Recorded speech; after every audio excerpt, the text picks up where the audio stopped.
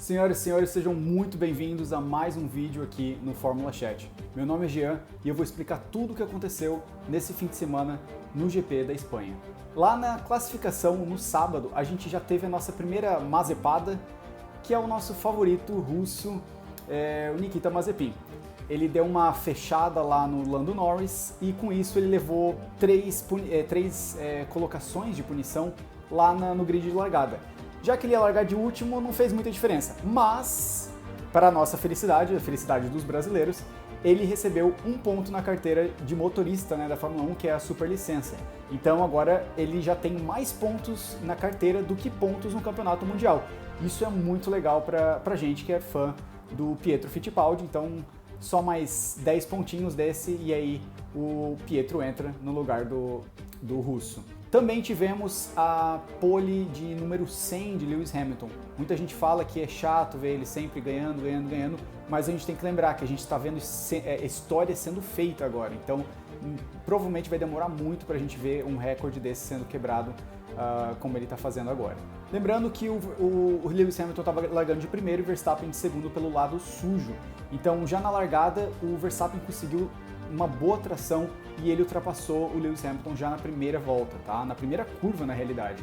Com isso, as primeiras posições ficaram ali, Hamilton, Verstappen, Bottas, Leclerc em quarto, Ricciardo em quinto e o Mazepin estava em último mesmo, Não mudou muito.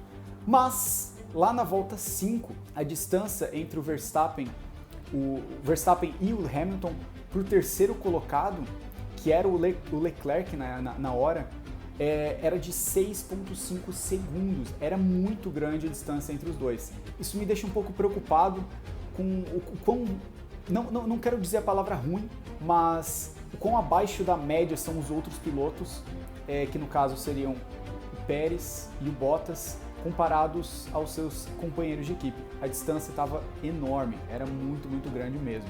Lá na volta 8, o japonês Yuki Tsunoda teve um motor, sei lá o que aconteceu com ele, o motor simplesmente parou de funcionar e ele teve que estacionar ali para abandonar a prova.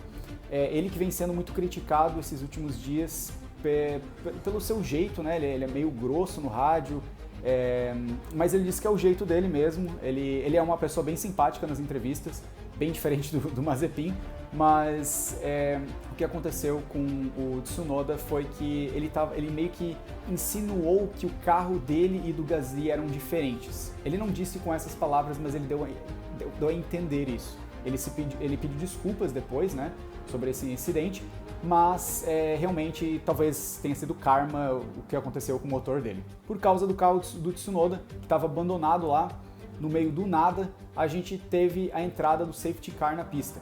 Com o safety car, o Antonio Giovinazzi foi o primeiro a parar e trocar os pneus. Só que na parada dele aconteceu uma lambança. Eu não sei o que aconteceu exatamente com o pneu, eles estavam batendo no pneu como se estivesse dando martelada para ver, porque parecia que o pneu não estava totalmente cheio. Então, ou o pneu estava furado ou ele não estava completamente calibrado ali, Então, demorou bastante até chegar outro jogo de pneu ali, demorou muito. Foi uma lambança da Alfa Romeo, foi bem complicado para o Giovinazzi, que ele não teve um resultado bom na corrida. Logo em seguida, na volta 10, Russell e Latifi fazem uma parada dupla da Williams. A Williams pode até ter um carro meio ruim, mas a equipe deles é muito boa, eles sempre fazem paradas muito bem organizadas e paradas rápidas também. E com o safety car juntou todo mundo lá no meio do pelotão para frente. Então a relargada foi lá na volta 11, sem muitas emoções dali. O que estava legal mesmo era a briga ali no pelotão do meio, com a McLaren, com a Alpine e com a Aston Martin. Lá na volta 19, o Gasly foi parar para trocar os pneus e ele já aproveitou e foi pagar uma punição que ele teve. Vocês podem ver aí na imagem que quando ele foi fazer a largada, ele deu a volta de apresentação e parou no lugar designado para a largada. Só que ele parou à frente e isso é ilegal, porque ele está querendo, de propósito ou não, ele está tendo vantagem sobre os outros. Então ele teve que pagar essa punição aí de 5 segundos parado, sem ninguém poder encostar no carro, Nesse momento da corrida, deu para ir tomar um café, ir no banheiro, conversar com alguém, olhar o WhatsApp, brincar com o cachorro, porque, cara, sinceramente, fãs da Fórmula 1 já sabem que corrida na Espanha não é lá essas coisas. É difícil de ultrapassar. é meio monótono, então realmente deu um soninho.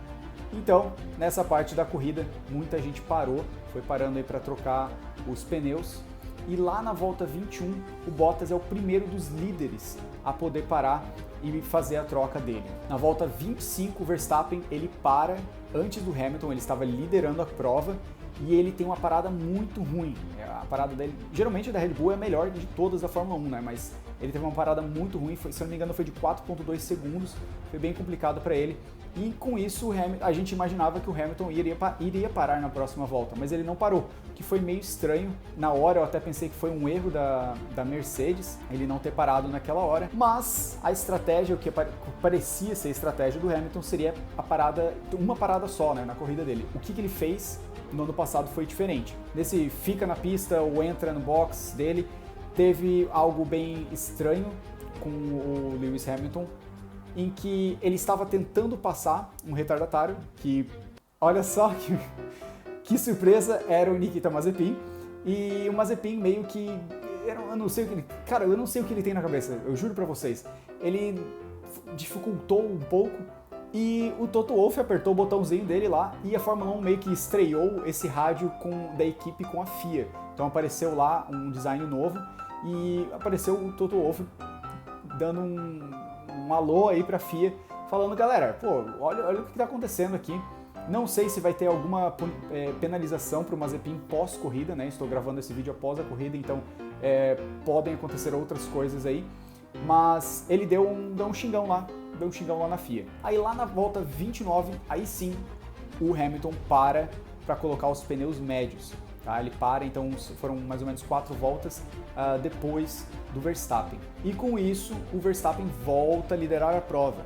Então ele estava em primeiro, ele parou, foi para segundo, aí o Hamilton parou, e aí eles trocaram de posições. Verstappen em primeiro, Hamilton em segundo. E nessa volta do Hamilton à pista, ele estava muito, muito rápido mesmo. Quando ele chegou a voltar, ele foi alcançando o Verstappen muito rápido. Ele chegou a ficar um segundo do Verstappen.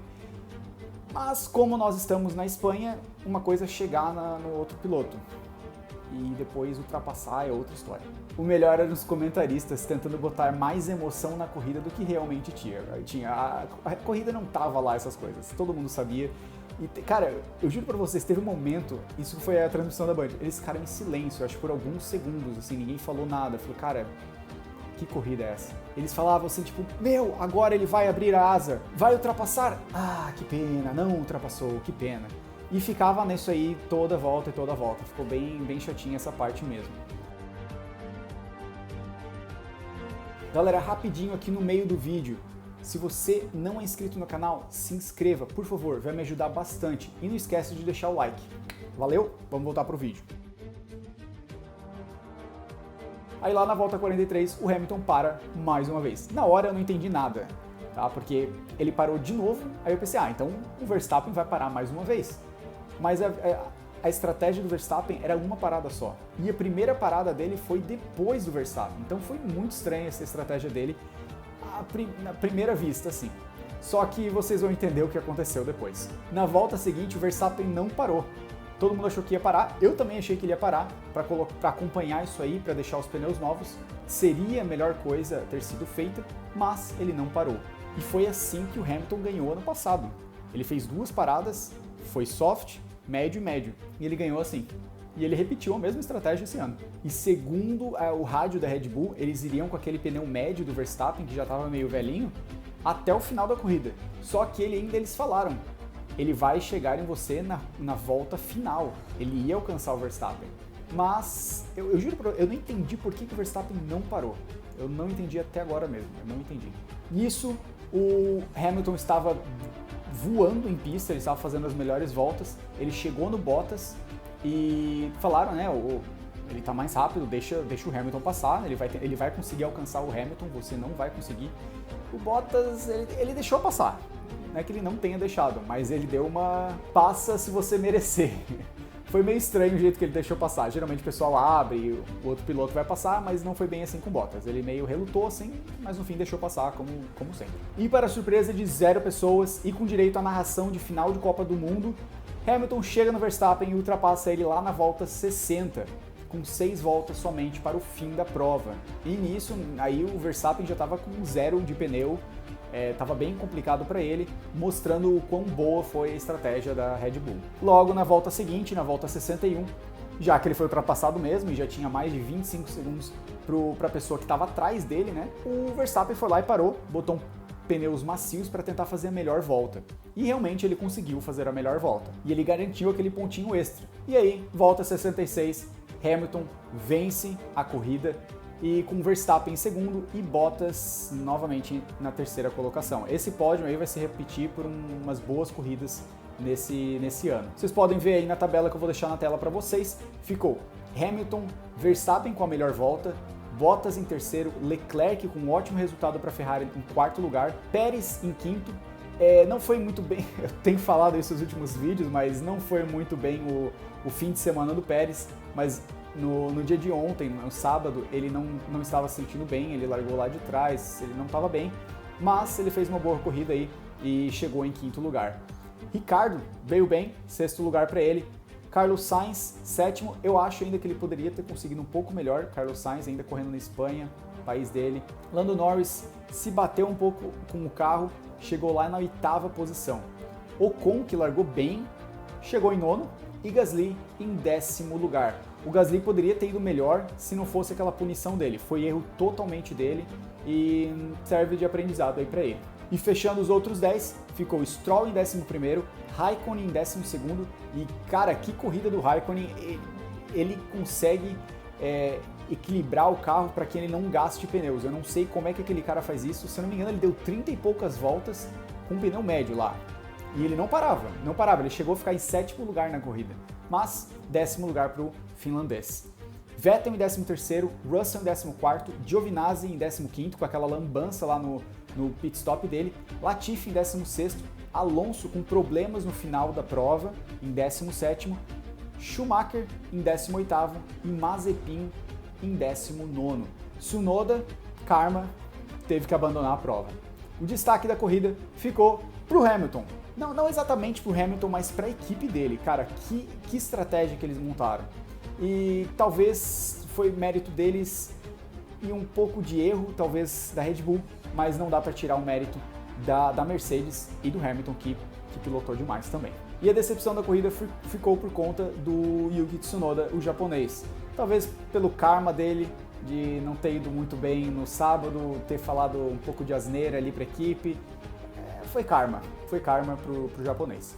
E o campeonato mundial ficou da seguinte forma, eu vou mostrar aqui para vocês a tabela. Lewis Hamilton ficou com 94 pontos, Max Verstappen em segundo com 80 pontos e Valtteri Bottas lá atrás, parece que ainda está em Portugal, com 47 pontos. Lando Norris ficou com 41 pontos, depois Charles Leclerc com 40 pontos. E lembrando que no próximo fim de semana não teremos corrida, é só daqui 2 semanas no GP de Mônaco. Lembrando que o GP de Mônaco ele é legal porque é no meio da cidade, mas ele também às vezes não apresenta muitas emoções. Mas vamos ver, depende se chover, se não chover, tudo pode acontecer no campeonato.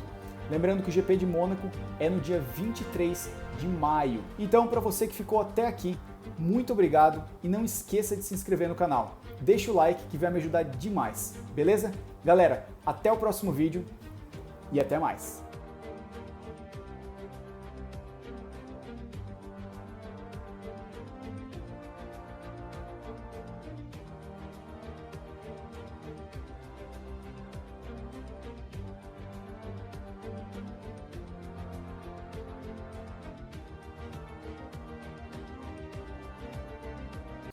Com McLaren, a Alpine e a